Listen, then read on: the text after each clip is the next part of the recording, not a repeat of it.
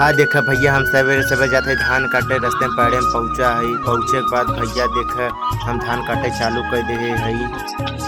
तो भैया लोग आप सब देखते हैं बारिश का जवन तूफान आई बेटा कि भैया देखा फोन आया, हम जाते मछली मारे ही देखा भैया पानी बरसाता सबका धान एकदम बेकार हो गया बटे। ही देखा घर गिर जाता, हमारे दोस्त की घर है वही कि देखा पहुँचते मन पाइप फैलवाए देहन है। देखा भैया इंजन स्टार्ट करत हैं, स्टार्टे ना होता। देखा 4-5 जने लपटाने आ, देखा जवन गाड़ी से धुआं नहीं। भैया आप सब मछली देते हैं कम से कम 50 से 70 किलो मछली हो। तो भैया है देखा गरई मछली हो के जौन कहा जाला जौनपुर में 120 जौन मोट मोट बाटे करिए करिए कुछ मत आप समझ करिए करिए। इधर भैया राती के वो सीधे से सवेरे मछली मारो तो पकड़े सब। तब भैया देखते ही सवेर हो गया जवन देखा कम से कम 15-20 जने हैं लपटा है। भैया सवेरे सवेरे मारत है देखा भैया